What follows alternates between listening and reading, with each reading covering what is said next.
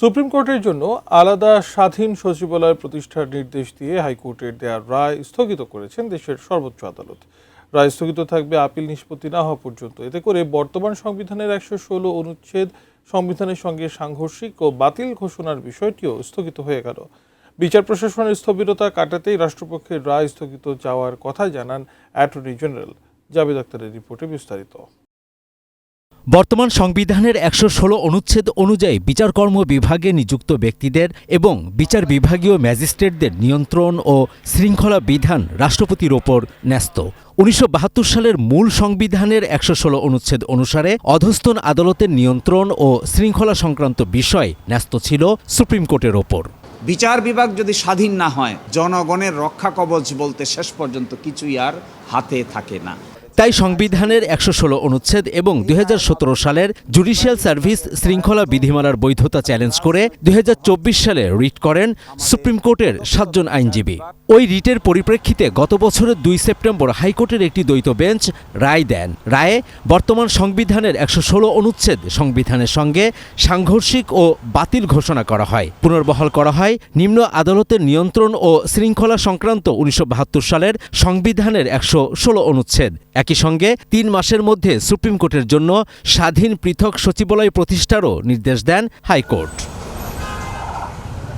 গত ৭ এপ্রিল হাইকোর্টের পূর্ণাঙ্গ রায় প্রকাশিত হওয়ার পর রায়টি বাতিল চেয়ে ২১ মে আপিল করে রাষ্ট্রপক্ষ। একই সঙ্গে রাষ্ট্রপক্ষ আপিল নিষ্পত্তি না হওয়া পর্যন্ত হাইকোর্টের রায়ের কার্যকারিতা স্থগিত চেয়েও আবেদন করে। আজকে বাংলাদেশের মাননীয় প্রধান বিচারপতি সহ আপিল বিভাগের ৪ বিচারপতির সমন্বয়ে গঠিত বেঞ্চ আমাদের আবেদন মঞ্জুর করেছেন।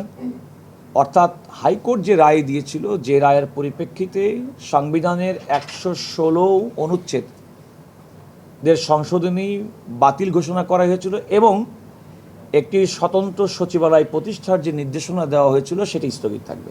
আমি আদালতকে বলেছি যে এই রায়টি যদি স্থগিত না করা হয় তাহলে আমাদের বিচার প্রশাসনে এক ধরনের স্থবিরতা কাজ করছে।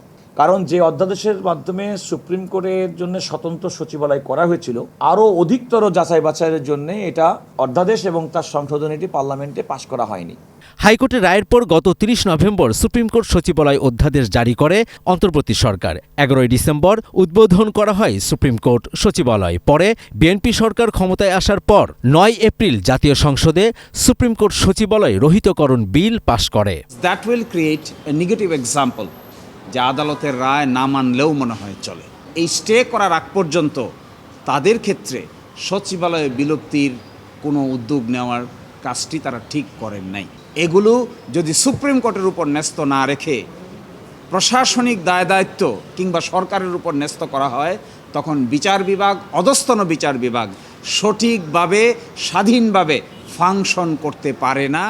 Jabed Akhtar, ATN news, Dhaka.